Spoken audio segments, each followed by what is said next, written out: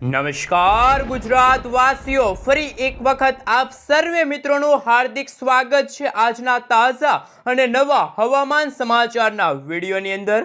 મિત્રો આજે 9 જૂન અને વાર થયો છે સોમવાર। મિત્રો હવામાન નિષ્ણાંત એવા અંબાલાલ પટેલ સાથે પરેશભાઈ ગોસ્વામીની અત્યારે વહેલી સવારથી જ નવી અને નક્કોર આગાહી સામે આવી છે। આગામી 3 કલાક માટે ગુજરાત વાસીઓ થઈ જાજો તૈયાર। છત્રી રેનકોટ કાઢીને રહેજો તૈયાર, કારણ કે આગામી કલાકોમાં ગુજરાતમાં તૂટી પડશે અનાધાર વરસાદ।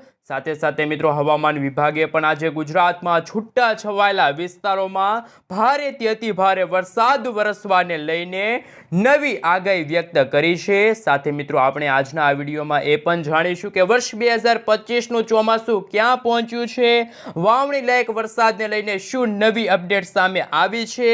હાલ મિત્રો નવું નક્ષત્ર શરૂ થઈ ગયું છે અને એ નક્ષત્રને લઈને હવામાન નિષ્ણાંત એવા અંબાલાલ પટેલ સાથે પરેશભાઈ ગોસ્વામીએ શું નવી આગાહી વ્યક્ત કરી છે।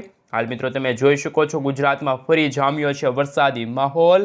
આજે વહેલી સવારથી જ ગુજરાતમાં વાદળછાયું વાતાવરણ જોવા મળી રહ્યું છે અને ગુજરાતના દરિયાઈ કાંઠાના ભાગોમાં ફરી એકવાર નવી વરસાદી સિસ્ટમ ત્રાટકવા માટે આગળ વધતી જોવા મળી રહી છે અને વર્ષ 2025નું ચોમાસું આગામી 7 દિવસ બાદ એટલે કે મિત્રો કહી શકાય કે 15 થી લઈને 17 જૂનના સમયગાળા દરમિયાન વિધિવત રીતે ગુજરાતમાં અંધારિયા વરસાદ લઈને નવી નક્કોર આગાહી સામે આવી છે। સાથે સાથે ખાસ કરીને મિત્રો વર્ષ 2025ના ચોમાસાને લઈને લેટેસ્ટ આગાહી હવામાન નિષ્ણાંત એવા અંબાલાલ પટેલ સાથે પરેશભાઈ ગોસ્વામીએ વ્યક્ત કરી છે।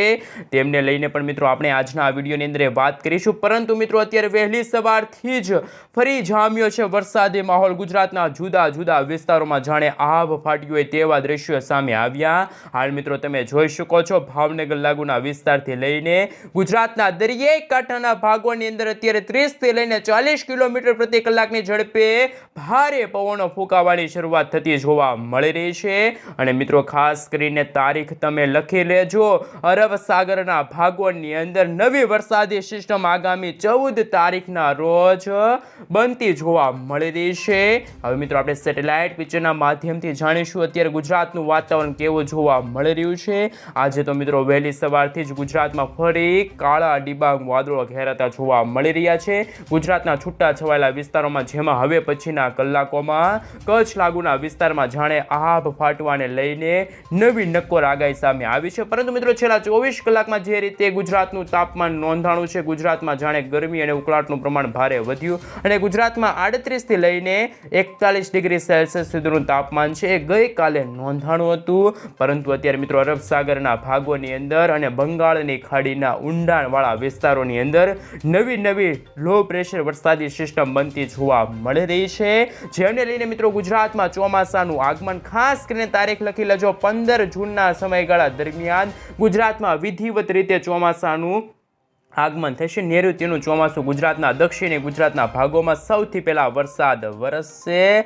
એમને લઈને મિત્રો ઇન્ડિયન મોન્સૂન ડિપાર્ટમેન્ટ તરફથી અત્યારે સમગ્ર ગુજરાત રાજ્યને લઈને જે નકશા રજૂ કરવામાં આવી રહ્યા છે, નકશા વિશે મિત્રો આપણે સવિસ્તાર જાણકારી મેળવીએ કે ગુજરાતના કયા વિસ્તારની અંદર અત્યારે ગરમી અને ઉકળાટનું પ્રમાણ વધી રહ્યું છે અને ગુજરાતમાં આગામી 16 તારીખના રોજ અને 17 તારીખના રોજ કેવું વાતાવરણ જોવા મળશે અને ગુજરાતમાં કયા પ્રકારનું એલર્ટ અત્યારે દર્શાવવામાં આવી રહ્યું છે અને માછીમારોને આગામી દિવસો સુધી મારી ન કરવા માટે, દરિયો ન ખેડવા માટે પણ ખાસ કરીને આઈએમડી તરફથી હવામાન વિભાગ તરફથી સાવચેત રહેવા માટેની અપીલ કરવામાં આવી છે। તો મિત્રો આપણે વિન્ડીસ એપ્લિકેશનના માધ્યમથી તો અત્યારે માહિતી મેળવીએ। હવે આપણે ખાસ મિત્રો જે ઇન્ડિયન મોન્સૂન ડિપાર્ટમેન્ટ તરફથી જે નકશા રજૂ કરવામાં આવી રહ્યા છે, નકશા વિશે સવિસ્તાર જાણકારી મેળવીએ।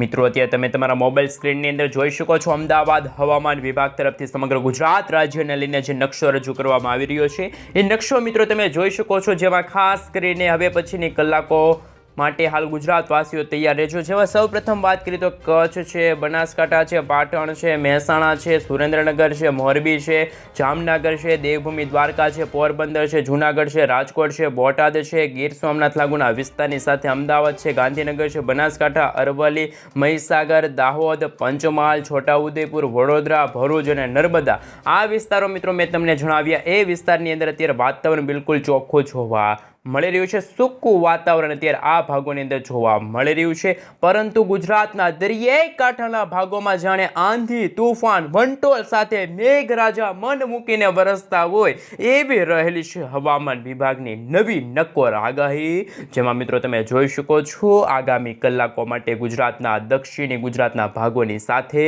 સૌરાષ્ટ્રના દરિયાઈ કાંઠાના ભાગો જેમાં ભાવનગર અને અમરેલી લાગુના વિસ્તારમાં જામશે વરસાદી માહોલ. સાથે સાથે મિત્રો તમે જોઈ શકો છો દક્ષિણી ગુજરાતના તમામે તમામ જિલ્લાની અંદર જેમાં મિત્રો સુરત, નવસારી, વલસાડ, આ સાથે વલસાડની સાથે ડાંગ અને તાપી અને દમણ અને દાદરાનગર હવેલી, આમ 7 જિલ્લાની અંદર દક્ષિણી ગુજરાતના સાથે 7 જિલ્લામાં જાણે આંધી તૂફાન વંટોળ સાથે મન મૂકીને મેઘરાજા વરસતા હોય તેવી રહેલી છે આગાહી. સાથે મિત્રો આપણે લાંબા ગાળાની આગાહી વિશે વાત કરીએ તો તમે તારીખ લખી લેજો.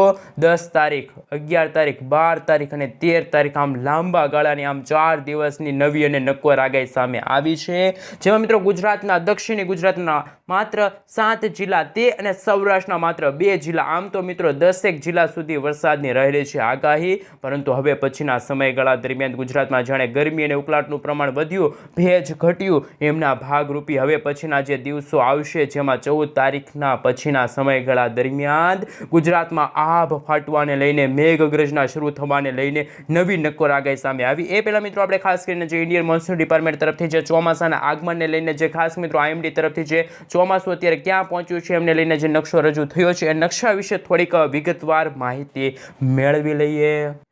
મિત્રો અત્યારે તમે જોઈ શકો છો અત્યારે ઇન્ડિયન મોન્સૂન ડિપાર્ટમેન્ટ તરફથી અત્યારે સમગ્ર ભારત દેશને લઈને ચોમાસાના આગમનને લઈને અત્યારે ચોમાસું ક્યાં પહોંચ્યું છે એમને લઈને જે નકશો રજૂ થયો છે નકશા વિશે મિત્રો હું તમને સવિસ્તાર જાણકારી આપું. હાલ મિત્રો તમે જોઈ શકો છો સૌથી પહેલાં ચોમાસાનું આગમન અંદમાન નિકોબાર લાગુના વિસ્તારની અંદર હાલ 13થી લઈને મિત્રો 14 મે એટલે કે 5મા મહિનાની 13થી 14 તારીખના રોજ ચોમાસાનું આગમન થયું છે. સાથે સાથે ચોમાસું ત્યાર પછી ખાસ મિત્રો કેરળ લાગુના વિસ્તારે પહોંચ્યું હતું. ત્યાર પછી એક નવી અરબ સાગરની અંદર જ્યારે વરસાદી સિસ્ટમ બની હતી અને એમને લઈને જે આગાહીના ભાગરૂપી એવું લાગ્યું હતું કે ચોમાસું ગુજરાતમાં 1 અઠવાડિયું વહેલું પ્રવેશ કરશે, પરંતુ અત્યારે ચોમાસું છે મિત્રો ખાસ કરીને 28 તારીખથી લઈને 8 તારીખના સમયગાળા દરમિયાન તો અત્યારે મુંબઈ અને મહારાષ્ટ્રના દરિયાઈ કાંઠે પહોંચીને અત્યારે અટકી ગયું છે. અને મિત્રો અત્યારે મુંબઈ અને મહારાષ્ટ્ર લાગુના વિસ્તારમાં પણ અત્યારે ચોખ્ખું વાતાવરણ છે, ગરમી ઉકળાટનું પ્રમાણ વધ્યું છે. તો મિત્રો હવે ચોમાસું ગુજરાતમાં ક્યારે દસ્તક લેશે, ચોમાસાને લઈને શું નવી અપડેટ સામે આવી છે, વાવણી લાયક વરસાદને લઈને શું નવી માહિતી આવી છે સામે, એમના વિશે વાત કરીએ. એ પહેલા મિત્રો હું તમને ટૂંકમાં જણાવી દઉં તો 15 જૂનના સમયગાળા પછી ગુજરાતમાં દક્ષિણી ગુજરાતના ભાગોમાં ચોમાસાનું આગમન થશે. તો મિત્રો હવે હું તમને વિન્ડીસ એપ્લિકેશનના માધ્યમથી સ્પષ્ટપણે જણાવીશ કે ચોમાસાને લઈને શું અપડેટ છે. સાથે અંબાલાલ પટેલ સાથે પરેશભાઈ ગોસ્વામીએ શું નવી આગાહી વ્યક્ત કરી છે. તો હવે આપણે મિત્રો વિન્ડીસ એપ્લિકેશનના માધ્યમથી અત્યારે ગુજરાત રાજ્ય અને ખાસ કરીને ઉત્તર ભારતના ભાગોમાં જે રીતે ગરમી અને ઉકળાટનું પ્રમાણ વધી રહ્યું છે એમના વિશે સવિસ્તાર જાણકારી આપું.